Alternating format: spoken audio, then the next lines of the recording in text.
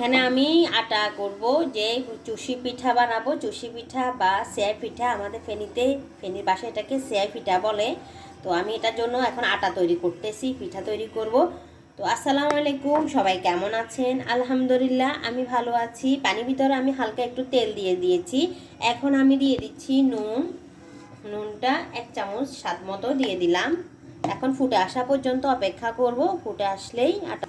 তো সেয়াই পিঠার জন্য আমি দিয়ে দিচ্ছি এখানে 2 কাপ চাউলের গুঁড়া, আর দিয়ে দেব 1 কাপ আটা 1 কাপ আটা দিয়ে দিচ্ছি। দিয়ে এখন আমি এগুলা মিক্স করব। তো দেখেন আমার আটার ডোটা কিন্তু হয়ে গেছে অলরেডি। এখন আমি নামিয়ে ফেলবো, চুলাটা বন্ধ করে দিলাম। আমি এখন আটাটা নামিয়ে ফেলতেছি ঠান্ডা হওয়ার জন্য। এটা ডিশের ভিতরে ঢেলে দিলাম ঠান্ডা হওয়ার জন্য। আমি কিন্তু গরম গরম করে কিন্তু মথে নিয়েছি। আপনারা এখন আমি ছোট ছোট করে লিচি কেটে নেব। এভাবে করে লিচিগুলো কেটে নিচ্ছি।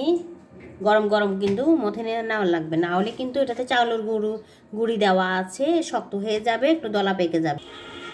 তো সেয়াই পিঠার জন্য এভাবে কিন্তু দলা পেকে নেওয়া লাগবে। এভাবে করে নিয়ে, তো এভাবে করে এখানে ধরবেন, ধরে এই যে একটু এখানে গুঁড়ি দেওয়া লাগবে।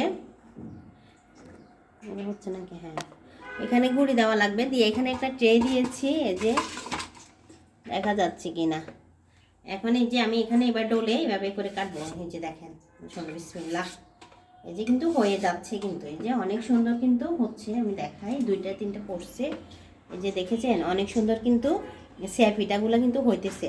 তো আমি এভাবে করে কিন্তু সবগুলা সেয়াই পিঠা এভাবে করে ঘষে বানিয়ে নিব। সবগুলো এভাবে করে বানিয়ে নেব, পরে আপনাদেরকে দেখাবো। তো সেয়াই পিঠার জন্য আমি এখানে কিন্তু পানি গরম দিয়ে দিয়েছি আর চিনি দিয়েছি। এখন দিয়ে দেব স্বাদ মতো নুন। পানিটা সিদ্ধ হইলে তাড়াতাড়ি হয়ে যাবে।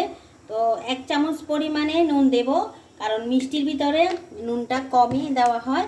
চিনি দিয়েছি। আর এখন আমি দিয়ে দেব নারিকেল আর মিঠাই বা গুড় যেটাই বলেন, এখন অনেকগুলো দিয়ে দিচ্ছি।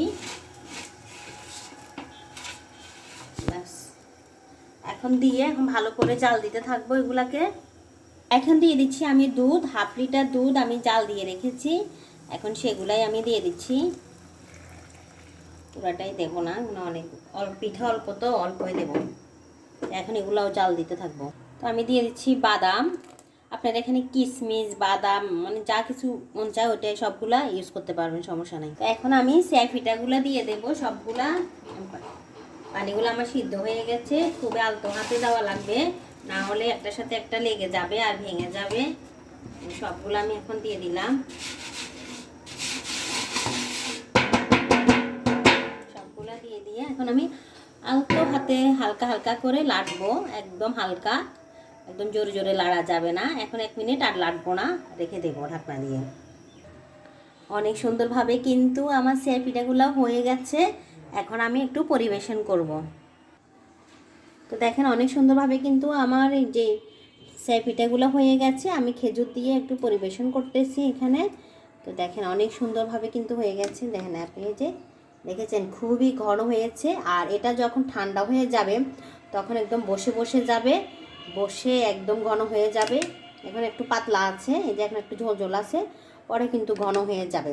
আর ঘন হইলে খেতে আরও মজা লাগবে। তো আমি এখন একটু কেমন হয়েছে একটু টেস্টটা করে দেখি। অনেক গরম কিন্তু এখন বেশি খাওয়া যাবে না, অল্প একটু টেস্ট করতেছি। বিসমিল্লাহ।